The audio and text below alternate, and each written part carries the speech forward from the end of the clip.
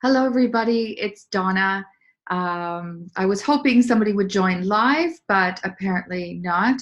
There's the daytime, daylight savings time changed in Italy, in Europe this weekend, and is changing next weekend in North America. So our normal call is there's a 1 hour difference this week. So hopefully next week you'll be able to join. I just wanted to say how grateful I am and how happy I am that you've decided to take this experience, go on this journey, this adventure with me. And I'll do my best to support you in every way possible. This recording will be a little bit shorter because I was also hoping for people to be here and be able to share a little bit of their experiences.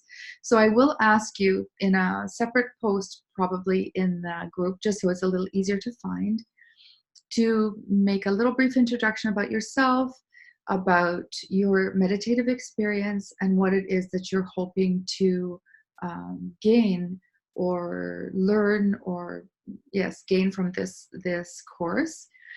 And that will do a lot also in forming what happens in some of the other weeks, depending on the level of expertise that some people have.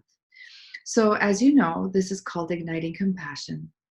And the purpose of this course, this is to just really sort of dip our toes into a few different things, to maybe go over some of the basic meditation practices, the types of meditation, postures, obstacles, how to establish a meditation practice, and then of course diving a little more deeply into our understanding of compassion and how we practice it, what our experiences of it, how much we feel we have we have access to that feeling within ourselves.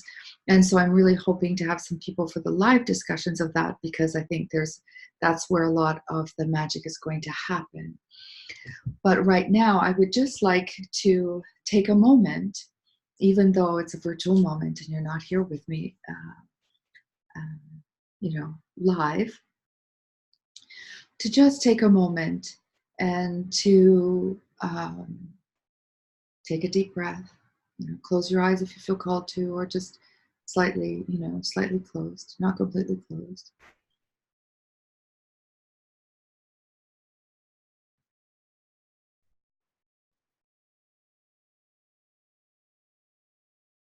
And as you breathe in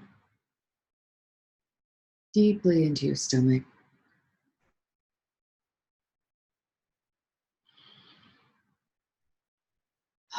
you relax, and as you exhale, you let go of sort of the thoughts and what you were just doing, and anything that might have been pressing you, and just allowing yourself to land in this space.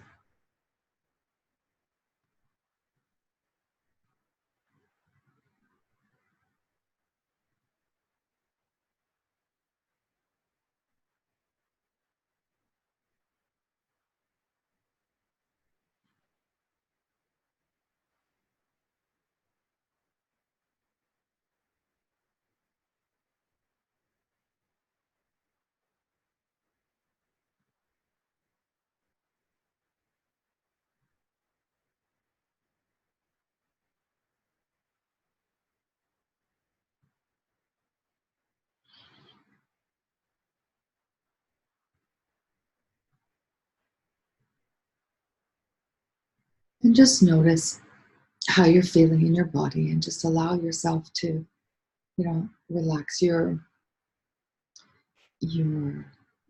feet, your calves, your thighs, your buttocks, because sometimes we sit quite clenched and we don't even really realize. And your back, and your stomach, and your arms, and your shoulders, and your jaw, and your forehead, and your eyes.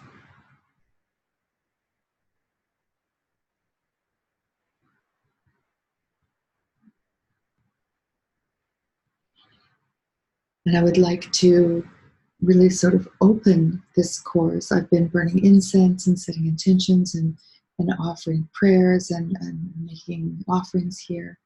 But I would also, with you, like to take a moment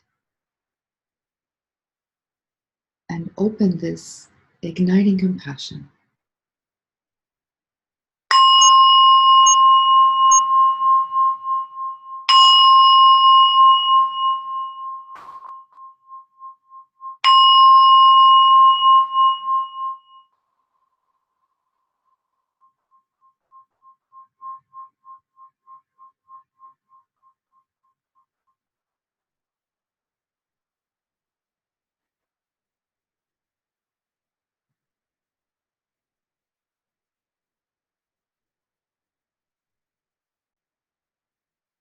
And I'd like to set the intention for each and every one of us on this journey.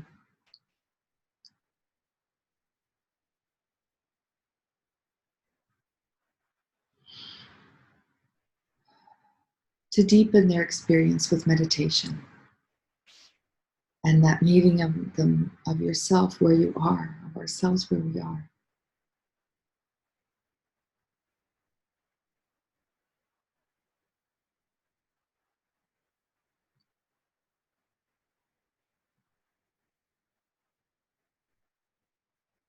And setting the intention of coming with an open mind and an open heart to this experience.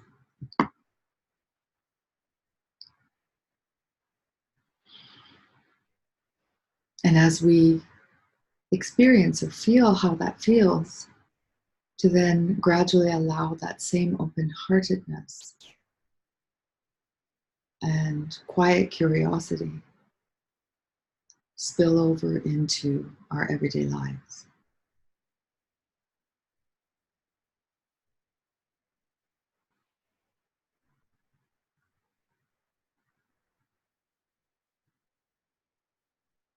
And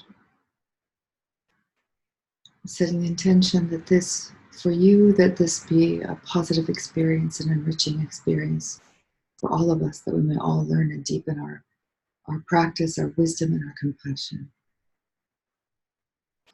And that this be for your highest benefit, your highest good, and for the highest benefit of all sentient beings in all space and time dimensions.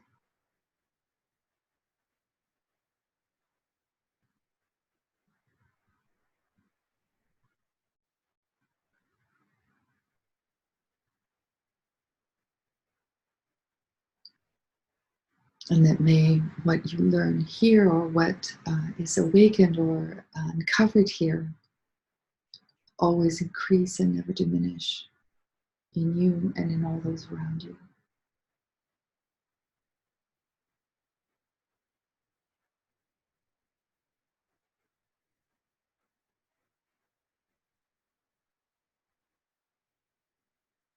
May the heart of compassion be your heart. May the words of compassion be your words.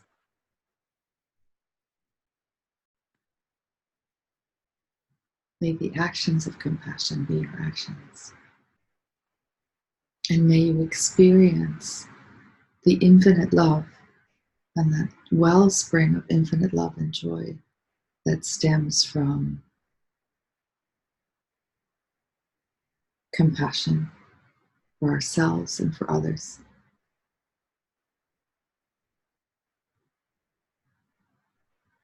It's also called loving kindness, is another way to describe compassion, or another aspect of compassion. And may we all feel that kindness and that loving kindness towards ourselves, our past selves, our present selves, even our future selves.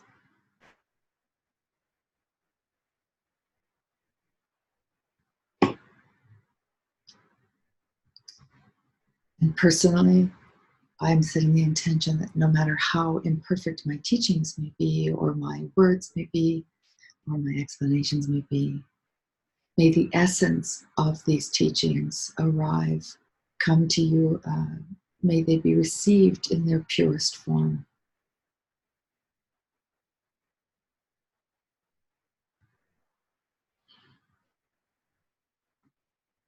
May each and every one of us be inspired to incorporate some of our insights, some of our openings, some of our realizations that come through these the practices of the coming weeks into our daily lives, so they become stable and unshakable.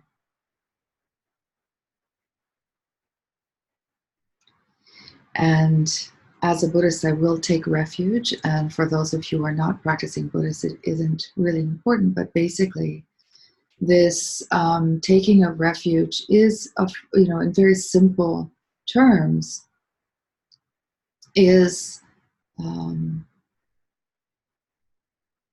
putting your trust and in your faith in the teachings of the Dharma, and in the strength of the practices that you learn,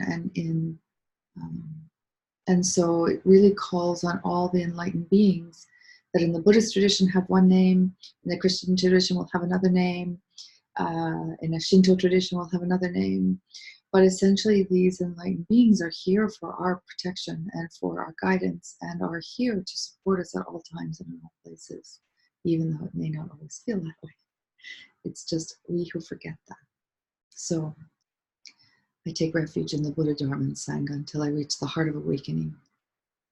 Enthused by wisdom, compassion, today in the Buddha's presence, may I generate the mind of enlightenment for the benefit of all beings. As long as space remains, as long as sentient beings remain, may I too remain to dispel the miseries of the world.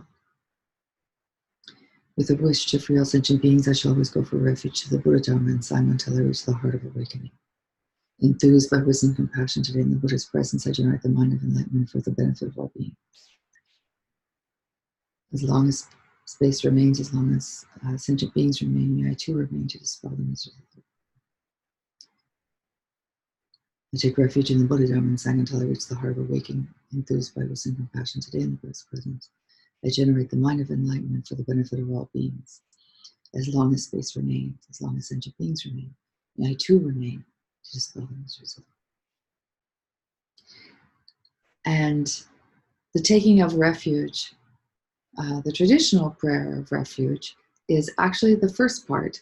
The second part is the last sort of strophe, is really from I think written by Nagarjuna, and it is one that the Dalai Lama teaches this prayer with this in this format, with this taking of refuge, and he adds that last bit in: as long as space remains, as long as the sentient beings remain, I too remain to dispel the miseries of the world. This is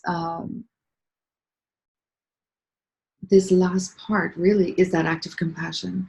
I won't think of myself. I won't just sort of say, hey, I reach enlightenment, bye for now, see you later. It's really, I will stay here until there's somebody else that I can, until every single sentient being has reached enlightenment. And I think that's already a powerful testimony to what we're doing. So really today, as I said, because nobody's here live, I'll just go through some very, very basic things, and you are free to ask questions in our question answer thread, either under this video, but it's really easy to just put them in the question and answer thread. It's easier for me to sort of just stay in one place. So in general, the questions will be there. I will be putting up the question thread as soon as I finish this, basically. And I will be posting, and it's going to take me a little bit of time to upload this, but I'll put the link for this replay in the group as well.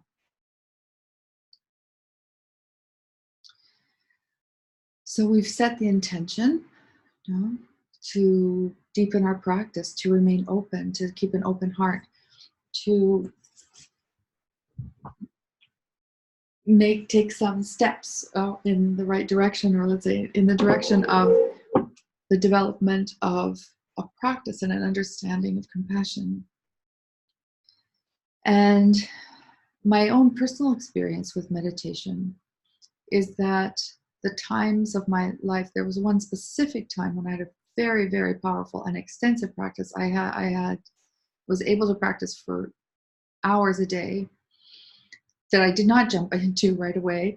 So don't be scared. But that was the time of my life when I was absolutely the happiest, and I understood the understanding. Sort of, there's an almost what can I say? A natural understanding arises of many of the teachings and many of the expressions and phrases that we've heard, of having this wellspring of joy that comes from within you, that you have this source of love within you that is just really, just naturally equanimous, naturally compassionate, naturally, understanding and patient. And it's not soft. It's definitely a way of being that is that can definitely stand up for itself. So compassionate doesn't mean weak, or doesn't mean a doormat. And because I think sometimes we were taught to sort of like turn the other cheek, which really kind of misinterpreted as well, because I feel it's a misinterpretation of those Christian teachings, is to turn the other cheek is almost like teaching people to just put up with anything. If you'd be patient and you'll forgive them no matter how people treat you. But that isn't entirely the case. But I don't want to go too far down that path right now. I'd just like to say that a lot of people talk about mindfulness as the only form of meditation. And really, the practice of shamatha, which is that it's learning to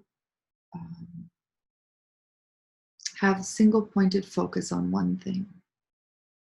Unwavering, single-pointed focus on one thing, whatever that object is. So generally, the object is your breath. And when you go into shamatha practice, it can be another object. It can be sort of a deity or something else. But generally, this practice, why do we use the breath? Because the breath is always available to us. It has a lot of significance, really. If you think of our body and you think of sort of the physical and the metaphysical, really our breath is what's keeping us, connected to the rest of the world. And without our breathing, we wouldn't be here, right? We would be dead. And it's very interesting when they say that technically we are breathing the air that, other famous people have breathed, right? So even the Buddha or Martin Luther King or Albert Einstein, these were breathing the breath, the breath that they took, the breaths that they took. It's a very interesting concept. But the point of single-pointed focus is amazing. It has so many positive side effects or positive outcomes on its own, without directing you towards something else. First of all, anything you do, it's easier for you to focus on. So in the meditative practice of focusing on the breath and learning to extend that focus, you are also able to focus more on when you write an email. You don't get distracted. You just stay with the email until you've finished, and then you send it. Or it's instead of saying, oh, I'll do this, and then you go to something else and you finish it. It's like, oh, I never sent that. I meant to send it. I didn't send it. It helps you listen. It slows you down just that little bit. That allows you to listen better as well. And so even communication with people that you work with the people you love, can change dramatically just from that ability to focus on what is happening and being present with what is going on in front of us right now. So while I'm speaking to you, even though this is recorded and virtual, I'm with you. And occasionally my mind will want to dart to something else because I said email. And my mind immediately said, oh, you didn't write an email to so-and-so.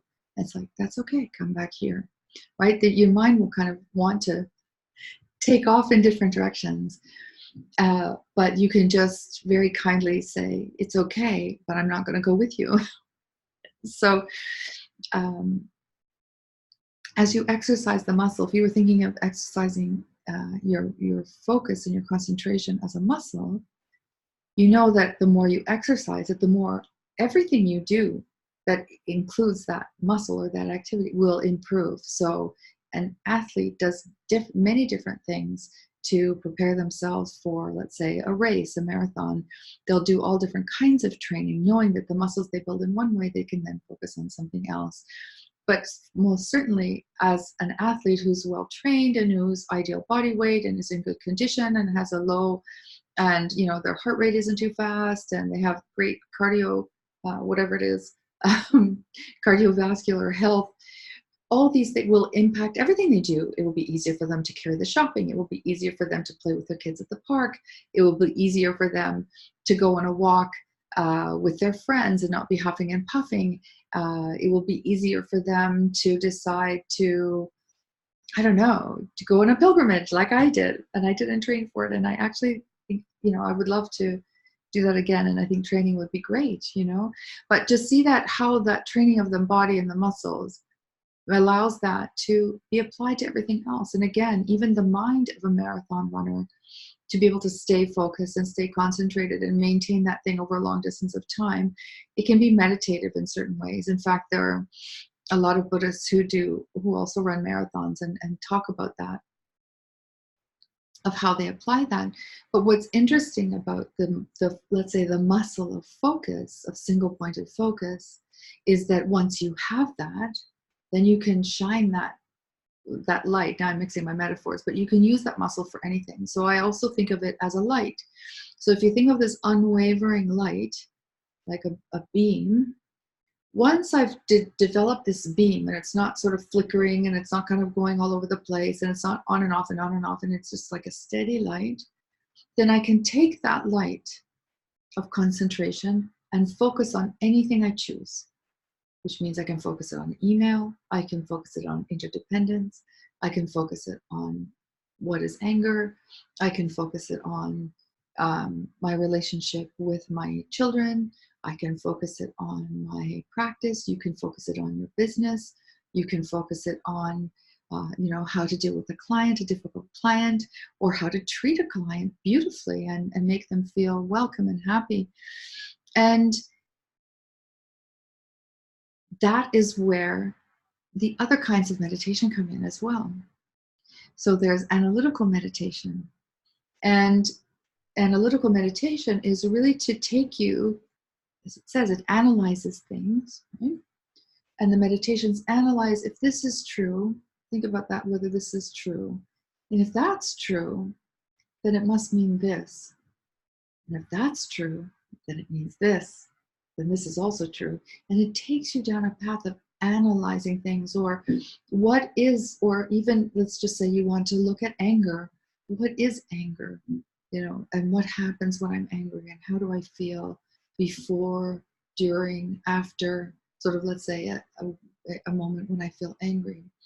And the reason the let's say the muscle, or that light of focus, unwavering focus, single pointed focus, is so important is that you can stay with uncomfortable thoughts. You can stay with a thought process without running away from it and without skipping over it, like skipping over the uncomfortable bits or shorthanding your ideas. It's like, okay, well, I know what that is, and you just move on from there, right?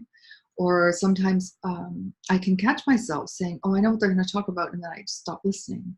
But maybe they're going to say, if I could just sort of stay and stay focused and stay open and be in the present, I could maybe receive a different explanation of something that maybe that I have heard before, but maybe was struggling with. So analytical meditation will really help you sort of chunk down and work through all the various aspects of an emotion, of a situation, of the meanings of things, of what does interdependence actually mean, what does compassion actually mean, and what does it feel like?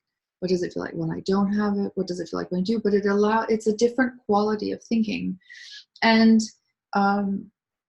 analytical meditation, we do a lot. It's also called reflection, right? We spend a lot of time reflecting on things. And when you can slow down and stay with it and not move away and not get up and say, oh my goodness, I don't have my cup of tea. Oh, I haven't had a drink of my tea. Oh, my tea's over here. No, my tea isn't actually over here. I left my tea in the other room, so it's going to get cold. But it allows you, instead of doing that, it allows you to say, now I'm here. I'm here with you.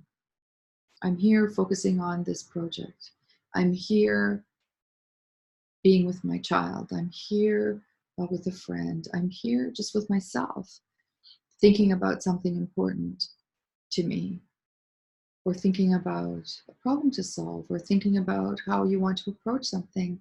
Maybe it's a little bit complicated. It allows you to do that. And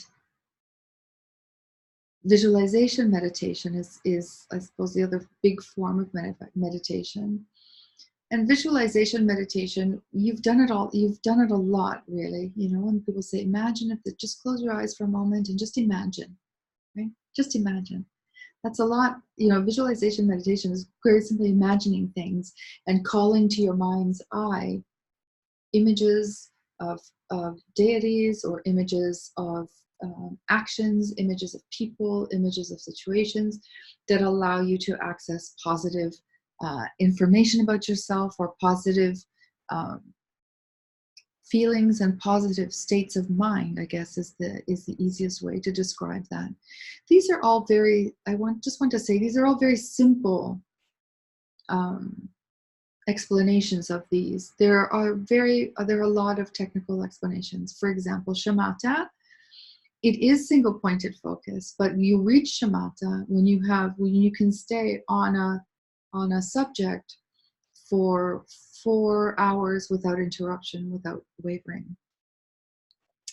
And so there are stages, obviously, to achieve that, but you reap the benefits even just with 2 or 3 minutes of meditation a day. So don't worry about that too much.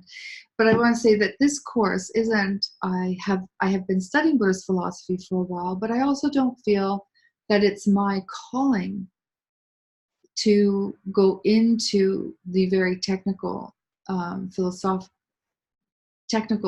put it that way, the technical terms and the technical aspects and deep philosophical aspects of a lot of it, because I don't feel that I have the, let's say, the scholarship to do so. But as a meditator, I feel qualified to speak of my practical experience of what has happened when I have done these things and what they mean to me and what I've learned about them, what neuroscience has to say about them, what other Buddhist thinkers have to say about them.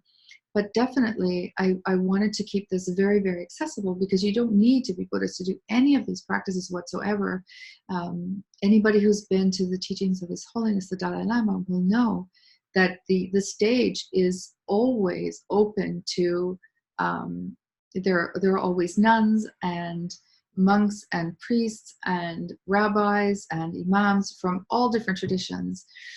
And when he goes into something that needs to be visualized, and he will suggest, think of Mother Mary, think of Jesus Christ, think of, different figures that allow you to imagine a figure that represents this to you, the qualities of compassion or the qualities of wisdom for you, and put your focus on that. So it's to show how universal these practices can be. And as if you want sort of deeper explanations of things, because I know that Katie, for example, has been studying for a long time and definitely has a big understanding of Buddhist practices, and Elizabeth as well, I believe.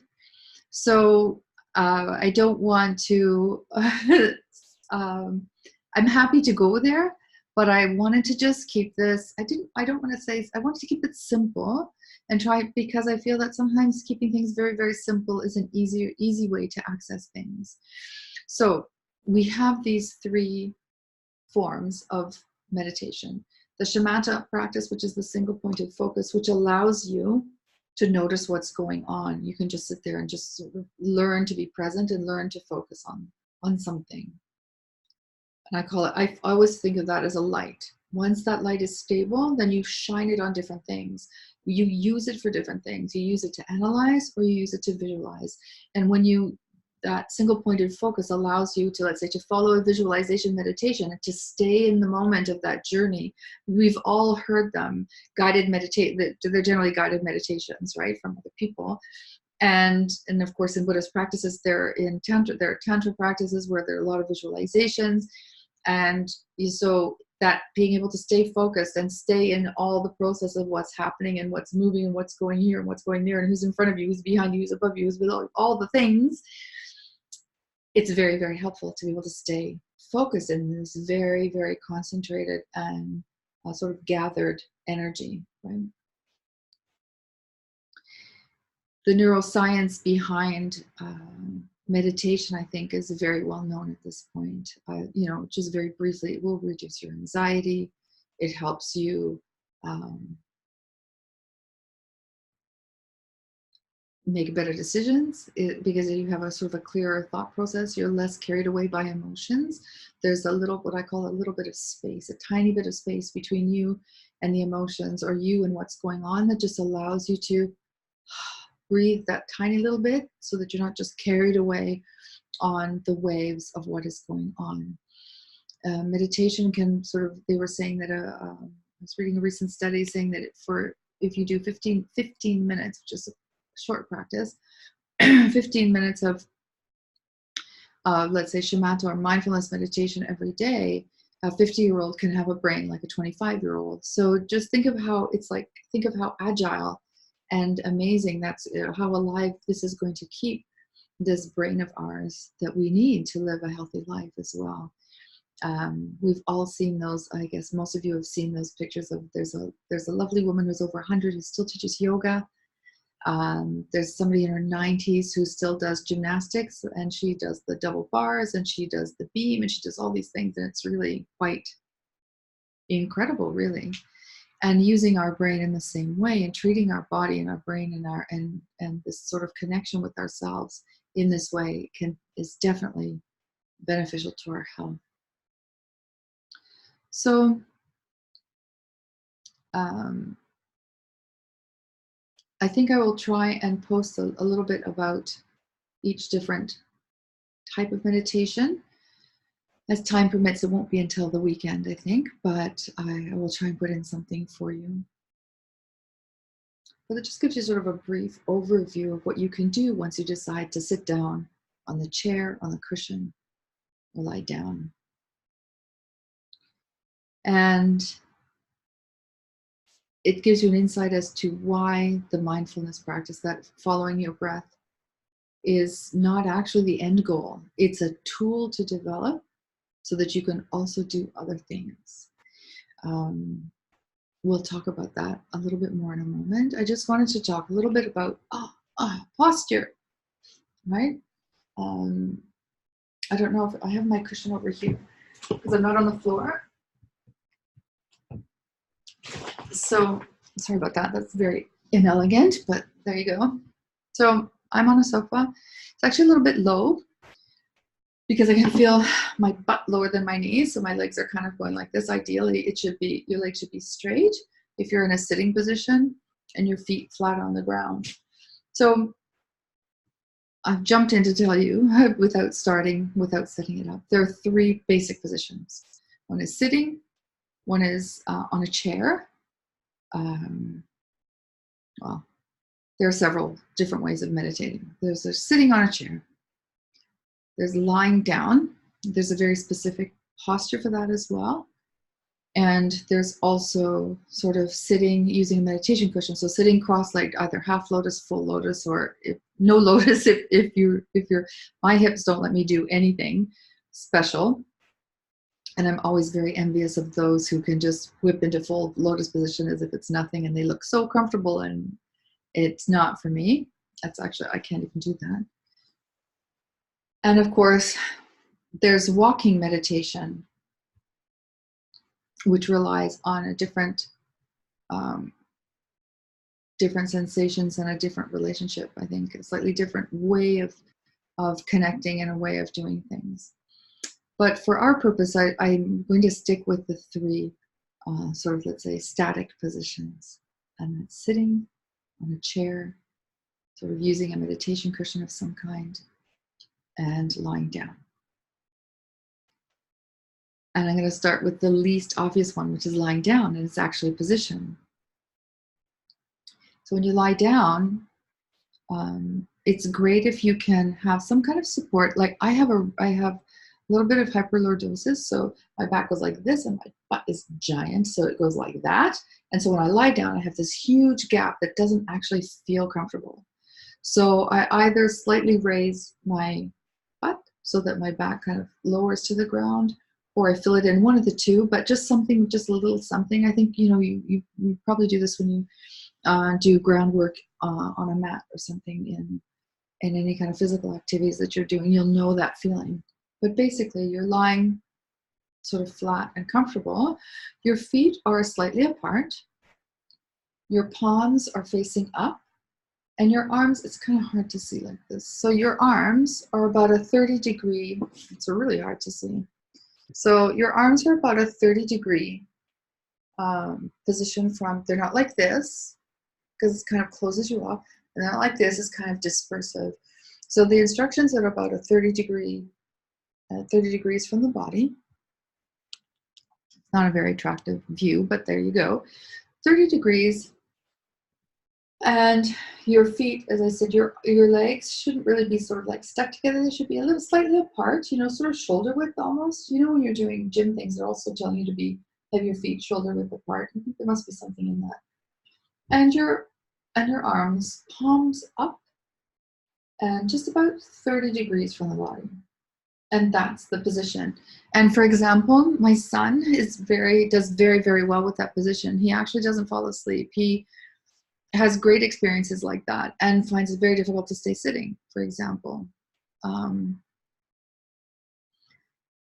For years and years and years, I used a medication cushion. I still use it, but I find that more and more, for some reason, I think I need to do some yoga, that the sort of sitting in a chair style position is actually working for me a little bit better. I'm less disturbed with pains in my hips. And that's something I'm going to look into. But it's not the object of a course. And my meditation cushion is pretty simple. The Zen ones are sort of, well, you can get little like stools, so you can have your knees underneath you. I have no experience with that position, so I just really, it's like legs crossed, either half lotus, full lotus, or as I said, like me, just crossed, no lotus, because I can't. But it's important that your hips are higher than your knees, if that makes sense. So when you're crossing your legs, your hips are higher than your knees. It helps you stay in that position for a longer period of time, and it helps you straighten your back. If you think about it, when you're sitting around, like when you sit on the ground, you can try it with nothing underneath you, and you kind of end up like this, and your knees are up here, and you kind of start slouching into it. But with something underneath you, whether it's firm, whether it's like sort of like a crescent shape, or sort of like a bean shape, or whether it's round like this, whether it's slanted, whether it isn't slanted, it's having your pelvis tilted in a certain way that allows you to, first of all, have your sacral chakra a little bit flatter to the surface, which is always good, which is your perineum.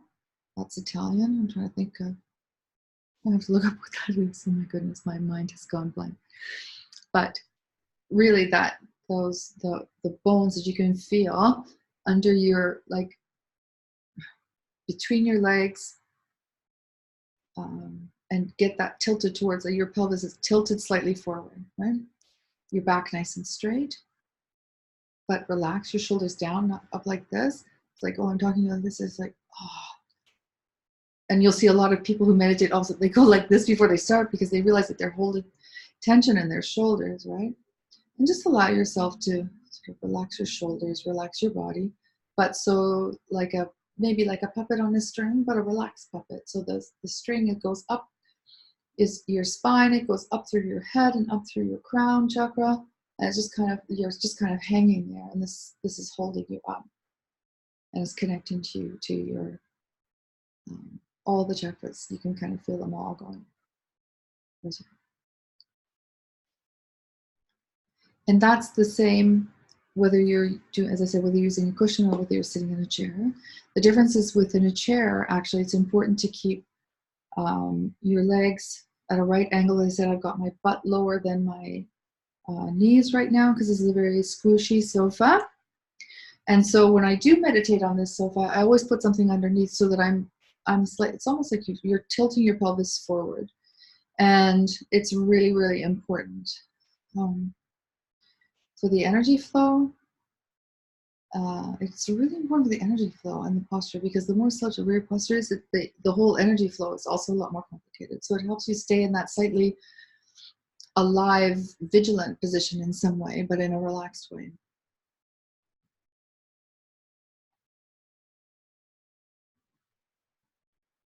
Your feet flat on the ground. No shoes is best. Um, Softer, they're less contained. It's better if you can do that. And so nothing crossed really. So you're in this position. We'll talk about the head in a moment, but you're kind of nice and straight. You can tilt your chin slightly in, not like giving yourself a double, triple chin, but just slightly downwards, but not down this way. You're sitting up straight and it's just slightly down. Your eyes, just follow, if you're to look sort of just as slightly in front of you, that gaze is actually an ideal gaze for meditation. You don't actually need to close your eyes, and people who work on shamatha, the teachers who instruct you on, give you instruction on meditation to reach shamatha are saying absolutely eyes not closed. They're not wide open, they're softly closed, they're softly open, whichever way you want to see it. So there's a slight opening, and they're not completely closed. Now your hands, what do you do with your hands? So in the tradition, either is really acceptable. For a very, very long time, I felt most comfortable with my hands on my knees, like just, it's really hard to show this in virtually, isn't it? So it was really easy for me to be, oh, my hands look like little sausages. But it's just very like that, whether your legs are crossed or not crossed. Just very relaxed, not squished here, just relaxed. And not holding them out, because that there shouldn't be an effort in your pose. The other position is this. Your left hand underneath, your right hand on top, and your thumbs just gently touching. And you'll see some people do very, it's very, very personal. I think you find that position on your own comfortably. I actually might put this under my seat because I'm getting tired of having my rear end so low. I feel like oh my God, that feels so much better. Oh. Okay, guys. Oh. It's actually a relief. It's more tiring to sit like that with your knees up and your back, like with your butt below your knee. It's so tiring. Oh, maybe that's also why. So 3 positions. You can try the lying down one. And you can do that in bed too. Before you go to sleep, it's really nice. And falling asleep while you're meditating and going into your evening sleep is actually really, really considered a very positive and auspicious thing. So you can set your intentions for your dreams that night. You can set your intentions for, the next day. You can do your prayers. You can do whatever you need to do and want to do, but you can close out your day, even just with a few moments of just breathing, that belly breathing, and just following your breath and allowing yourself to relax with your arms slightly out, palms slightly up, facing up this way. You're probably sure to snore, but hey, whatever. You can always turn over later. And just allow yourself again to just feel, just to focus on whatever it is you want to focus, even if it's just simply on your breath at the beginning, or whether it's on whether you want to focus on, let's say, something positive that happened in the day, or something positive you would like to happen the next day. Not an I want to win the lottery, I want to get a raise, because then your mind starts saying all the things, but just how you want to feel. May I pass as, may my dreams bring me, peace and understanding about a situation, you can ask very specifically. Or you'd like to dedicate, you can just go over your day and just dedicate, take a moment to just dedicate, which is the bookend of setting the intention. At the beginning, you set an intention, and at the end, you dedicate. Anything positive that you've done. In the Buddhist tradition, they call it dedicating the merits of what you've done. So, like little brownie points. So,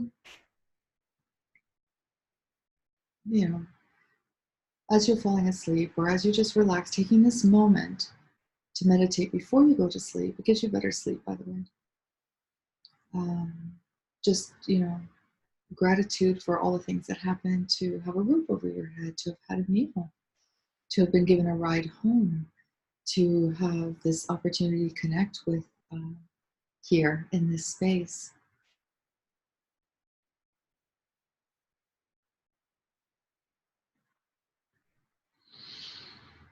And it's a nice way to end your day and close your day, and just that may all the positive things, like anything positive that I've done today, I dedicate that to the benefit of all sentient beings, or to the benefit of all beings. And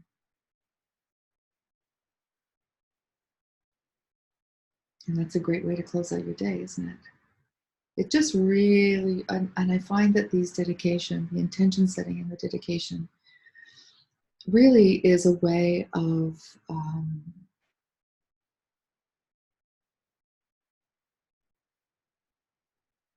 moving out of your head, and the thought of judgment, and the thought of, self-judgment is like the big, I think we spend most of our time judging ourselves. And, that self-judgment, and moving into a space of allowing and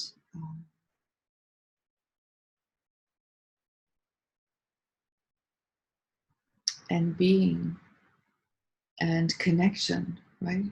If the last thing I do before I fall asleep is wish that everything beautiful I've done I can dedicate, for the benefit of every living being. How beautiful is that? So generous, so kind. And I've taken myself for a moment out of myself. We take ourselves out of ourselves and we move into that space of wanting to do something for someone else. It always feels wonderful.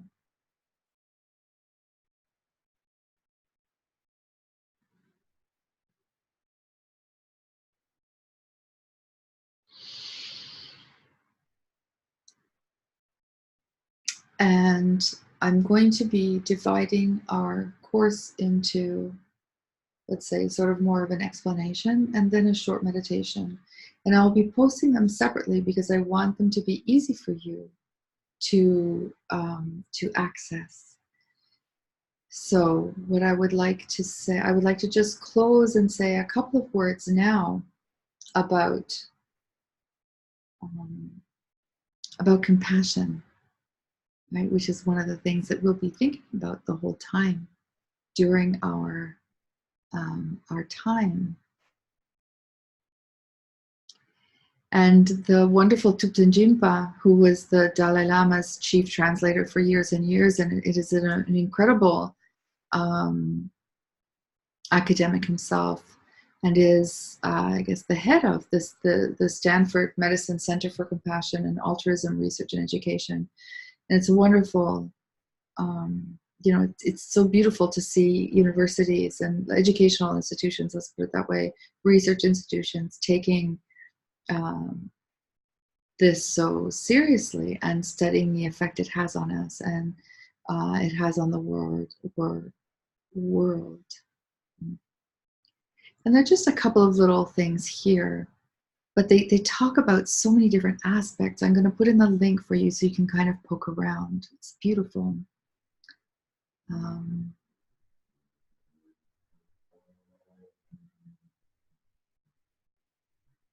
There's compassion, or they talk about global compassion. So compassion for the world, compassion for people who are suffering, compassion for the big questions in the human family, and heroic compassion, and metta, and familial compassion. So compassion within our family, what does that look like? Emotional resonance.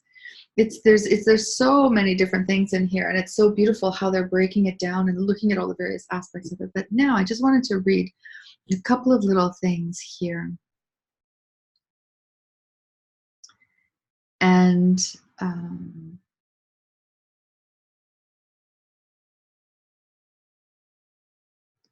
just to give you a little bit of food for thought, and then I'll put in the link so you can go in and poke around yourself. It's a beautiful site, and they do, you know,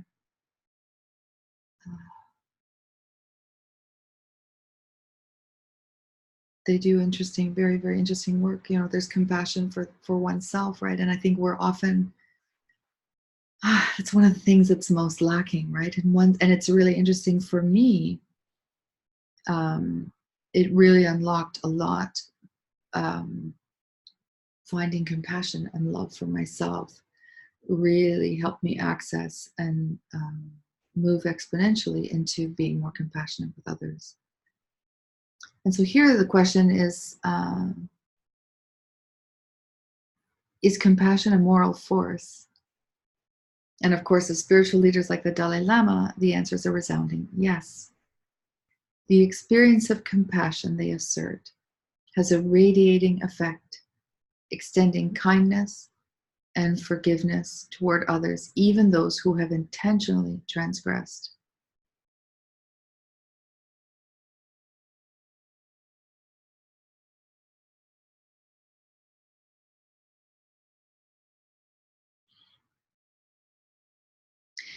In the classical teachings of the Buddhist tradition, compassion is defined as the heart that trembles in the face of suffering.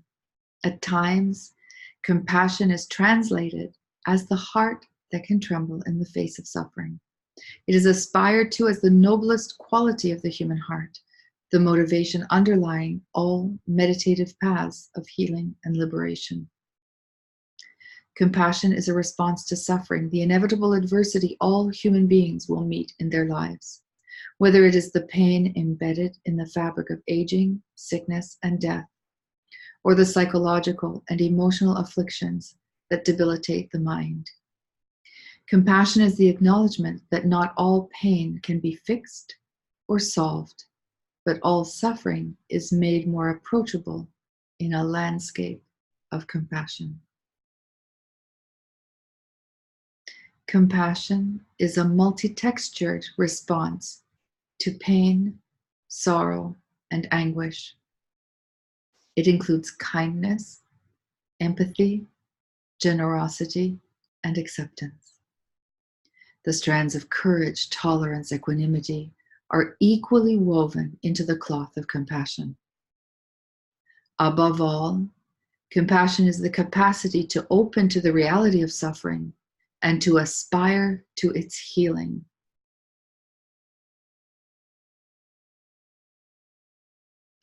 The Dalai Lama once said, "If you want to know what compassion is, look into the eyes of a mother or father as they cradle their sick and fevered child."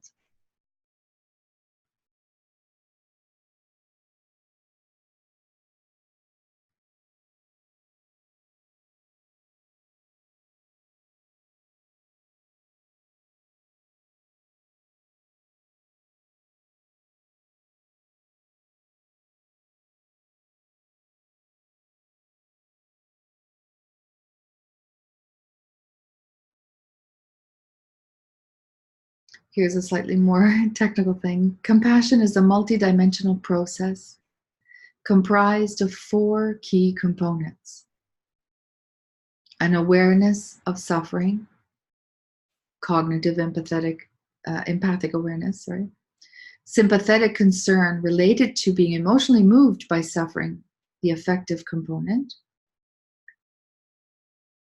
Third, a wish to see the relief of that suffering, so the intention. And 4, a responsiveness or readiness to help relieve that suffering, motivational.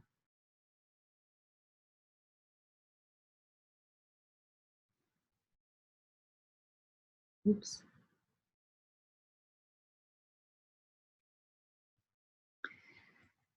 And we generally think of compassion as something that we have for, I don't know, animals, children, the people we love, the people around us.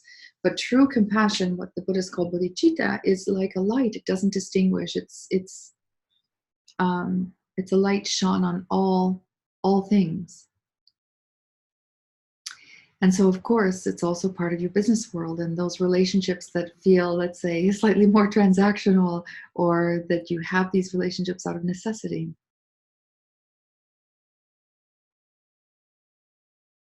That compassion in organizations make people feel seen and known. It also helps them feel less alone. Moreover, compassion alters the felt connection between people at work and is associated with a range of positive attitudes, behaviors, and feelings in organizations.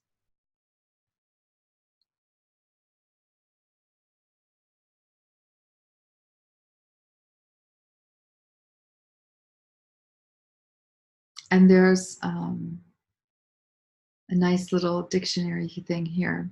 Compassion comes, the etymology of compassion, comes into the English language by the way of the Latin root passio, which means to suffer.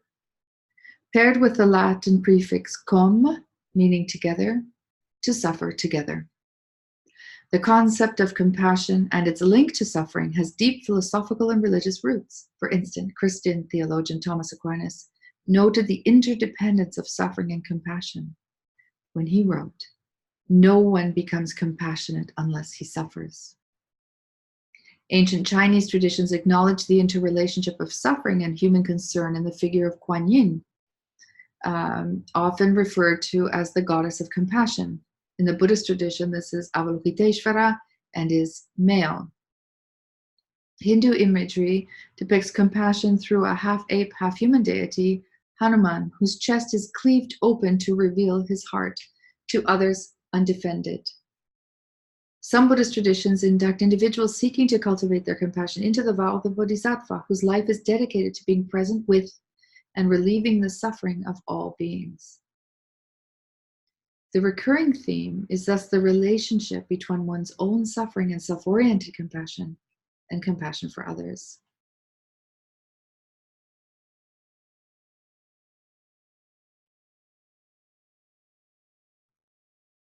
I think I'll let you go through this website, which is beautiful, and fortunately it shares so much and so deeply about so many different aspects of compassion and things that are various aspects or components that can lead to the understanding and practice of compassion. So I'm going to post a separate little meditation. I want to help you set up a little bit of a practice. And the tradition is to start with, 20 minutes at a time or 7 minutes at a time. And I found that the easiest thing for me when I started, I followed a very, they were traditional. They came from a Taoist tradition, I guess, it was their background. But I read some instruction and I started using a flame in front of me, but literally a minute at a time. And so the meditation instruction is going to be possibly slightly different than one you've received before. One thing I did read and I practiced, I had the experience myself. So from my own experience, I found truth in this. And that the suggestion was, if you're not meditating, get off the cushion or get up from the chair. And, even if it's just stretch and sit down again, but do something that breaks that. Otherwise, your body memory, and there's so much body memory in everything we do. Anybody, I think we all have that experience, right? If somebody brings up, I don't know, once you ate a food and you had the flu. Now, if you think of that food, you feel vaguely ill because it's associated with that physical experience that you had. You have that body memory of that. Or something that you love. When some people talk about that, you'll have a body memory of that. Or a traumatic experience, you'll feel those feelings again. So the feeling of being, let's say, non-productive, non-meditative, let's put it that way, not meditating, and not, let's say, journaling about your meditation, or not doing something that is strictly related to that, will lead you to to see the cushion. Your body will remember this as a place where nothing happens. So it's, to me, it's more important to do 2 minutes, 3 minutes, and more sessions of 2 or 3 minutes than to sit there for 20 minutes and try and try and try and try and try. And just say, okay, I'll try again, I'll try again, I'll try again. It's just like, if you set the sights very, very low, the barrier is like what is it called? The bar is low. The bar is really low. It's like a minute, 2 minutes, 3 if you're feeling hot, like hot stuff. And if you do have a meditative practice, but you find that you don't always have a lot of concentration, this might be a good way to just kind of go back and keep up whatever practices you already have, and to try this again. So I started with a flame, which was outside of me, but you can actually use your breath. So you have the two options open to you. So the thing is to focus on the flame for a minute, and your eyes are that soft gaze that I was talking about. So your meditative posture is, either sitting on a chair. Pretty hard to gaze at a flame when you're lying down because your head is supposed to be straight. So I would have to say it's going to have to be one of the two sitting postures. So sitting on a chair or sitting cross-legged using your cushion. And with that gaze, just sort of, I guess, what is that? It's 45 degrees or maybe a little bit more, 60 degrees, like looking down, so that you can just have the soft gaze in front of you with your eyes sort of unfocused, and just let that flame, so that you can, your eyelids slightly shut, so that when you're looking at the flame, you're really only focusing on the flame, and everything around that is sort of less in focus. That makes it a lot easier. And focus on that for a minute. And you can use a timer if you want, or you can watch the time. I don't remember whether I used a timer. I don't know whether I used my phone. I don't remember, but I know I did time it, but I don't remember whether I used a clock or whether I used my phone or what I used, but I remember that I would time it. And I would do something that would specifically shake that thing, and then I'd say, now I'm doing another session. Like, it has to be a start, a stop, like a beginning, a middle, and an end, a break, a beginning, a middle, and an end. Like, keep it as tight in that sense, like concentrated, right? So even if it's a very short spurts. So if you can do even 3 minutes, that's great. If you want to do 7 minutes, I don't want people to say today, like, unless you've been meditating for 10, 15 years or 4 or 5 years or 12 years or whatever, but you've got a steady meditative practice, which I don't know because I haven't I haven't been able to hear that from you, then don't worry about that. And we're not going to be working on shamatha, because that requires a retreat experience for several months. And it requires a lot of preparation to be able to go on the retreat experience. So it's not something you just jump into. But any focus that we gain, as I said, it helps your cognitive experiences, it helps your stress levels, it helps, so many different things about your body. It's your sense of positivity. It helps you create new neural pathways. It's full. The science is full. We can go into that as well. I can, post some articles for you as well. But I just want to keep this very, very experiential. And just know that it's better to do a small thing very, very well than sort of something that's kind of all over the place. That's what I'd really like you to focus on. We'll be going into the little bit of meditation technique in the separate meditation recording, which I'm going to do in a moment. But so the homework is to do 1 minute, 3 minutes sessions. And it doesn't have to be a long thing. Like, you don't have to keep it on for, you don't even have to do 7 sessions, like 2 or 3 sessions. I'd rather you take even 2 or 3 minutes during the day. If you have a break in an office, another great thing, if you have the quiet, is I think it's a Zen tradition where they have you looking against a wall, like just a white wall, and your eyes are half closed and you've got the wall in front of you, and you're just sort of staring at the wall. And and breathing, but you're just staring at the wall. That's also crazy effective if you're in an office and it's sort of hard to find you can say, if you can close the door and it's quiet enough, you can look like a crazy person and stare at your wall for a couple of minutes. But if let's say you're working from home or you have a little more free time, you can do multiple sessions a day. You sit down and you focus for 3 minutes.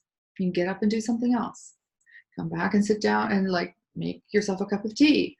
When your tea is ready, it's too hot to drink, sit down on the cushion, relax your breathing, find your posture, do another 3 minutes, a 3-minute practice, or 2 3-minute practices, something like that, and then have your tea. Just keep it really, I'd rather a lot of short sessions than big, long, unproductive ones. And I know all teachers go for what's called the gattaga, which is 24 minutes, almost right from the get-go. And I don't find it helpful if you're in a stress state or if you haven't got a lot of experience. The other thing I would say is when people are saying, oh, you have to empty your mind, that actually is not true. Your mind will always think thoughts. Or if it spontaneously stops thinking thought, it's a spontaneous action, but that is a result of your focus. So the question is to just sit there and allow yourself to think your thoughts. So, for example, before I spoke about the email when I said, oh, it will really help you. When I was talking about focusing, it will help you. It will help you even write an email better. I thought, oh, I didn't write that lady. So if the same example and I had been in meditation and all of a sudden the thought comes up, oh, I didn't write, this woman, I think her name was Rosanna, about something. I didn't write her. And then I just said, oh, a thought, and I just let it go. I don't have to chase the thought. Chasing the thought would be, oh, I better write her. Oh, what's she going to think of me because I didn't write it? Oh, I better write it down. Should I write it down now? Should I stop this? And, oh, what would I say in the email? I think it's just like, oh, that thought came up. And it's just like, okay. And then just let it go. And it's like, I love and accept myself the way I am. And just go back to focusing on your breath again. Okay, breath.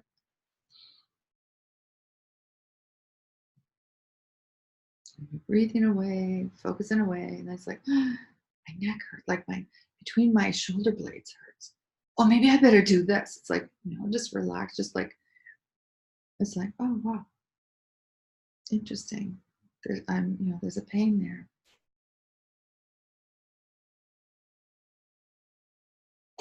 And just let the thought go away. The Buddhist,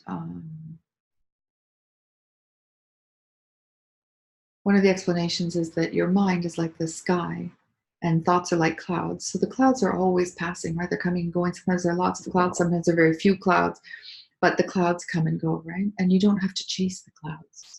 You don't have to let those thoughts hook you into following a train of thought. And then, so really what they're asking you to do is not necessarily to not have these thoughts come up and saying, oh my God, and then there's a judgment. I had a thought. I'm really bad at meditating. Why did I have the thought? Oh my goodness, everybody else is so good at it. It's like, that's following the thought. That thought hooked you into going back into your mind.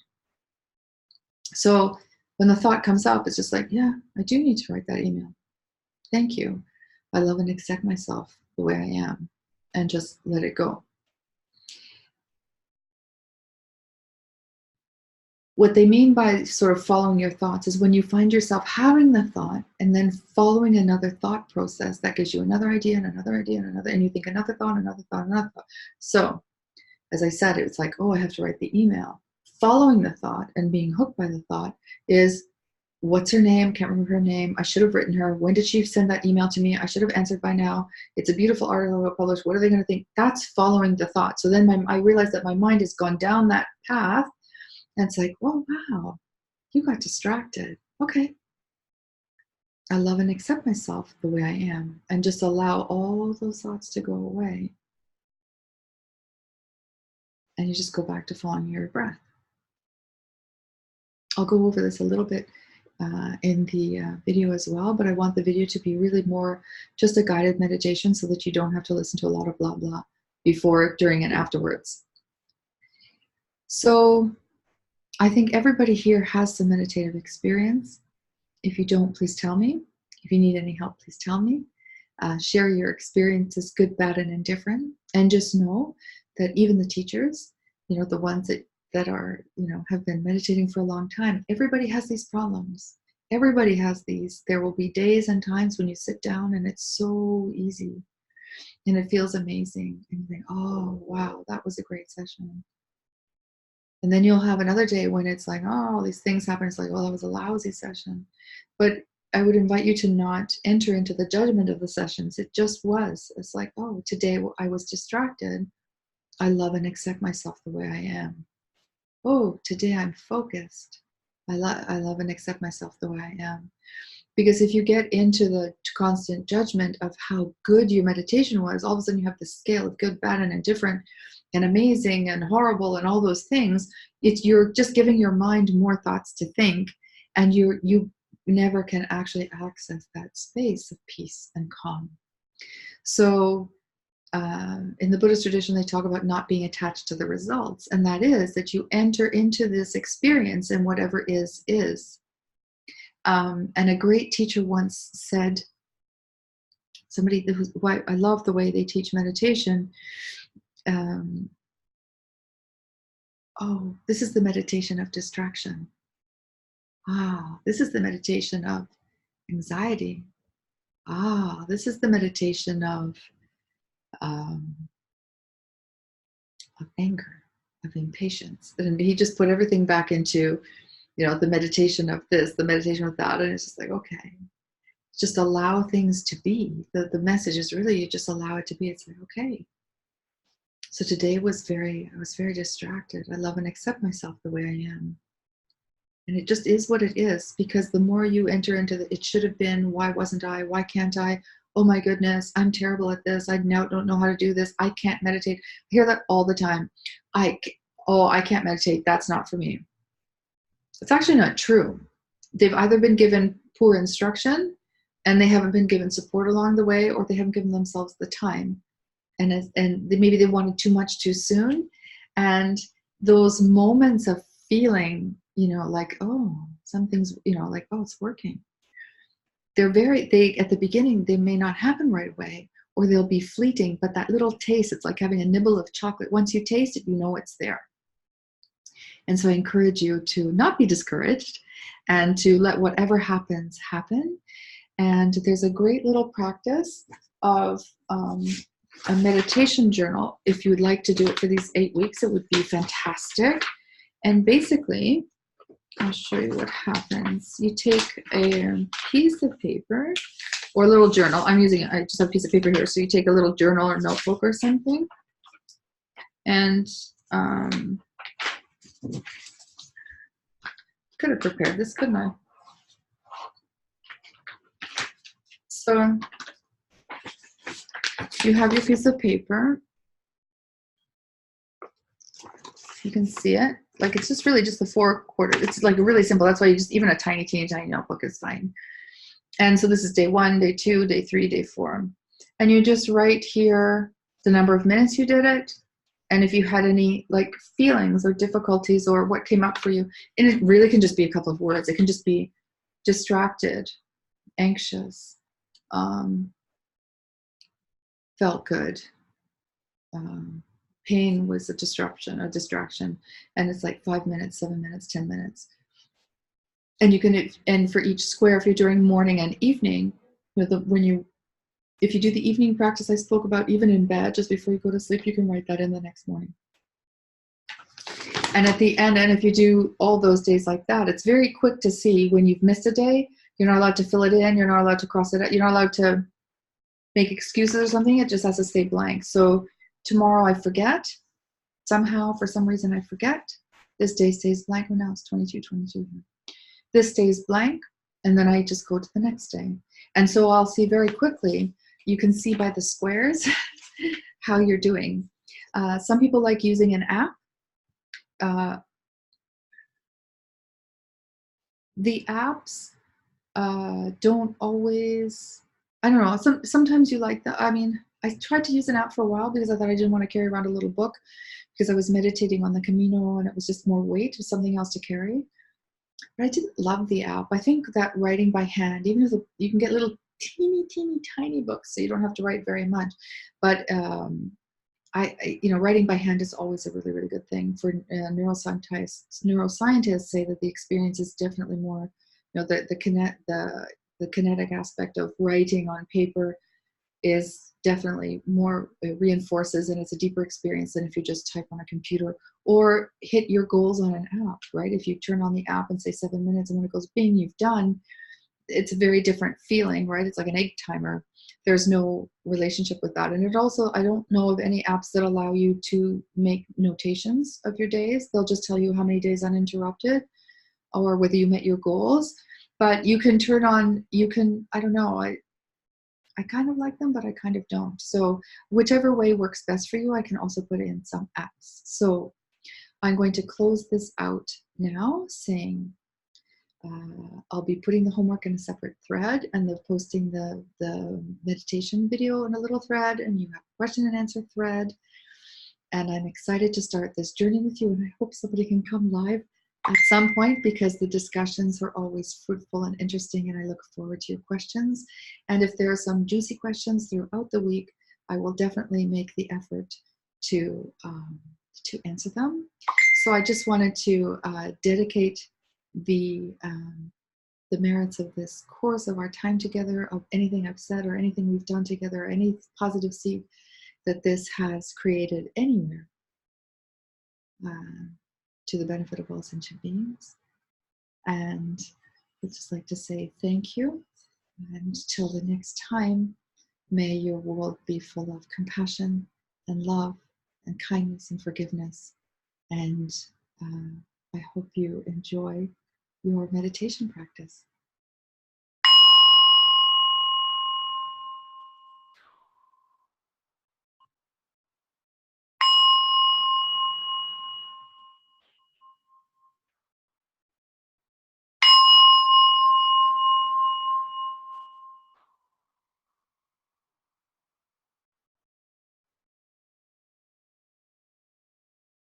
Bye for now.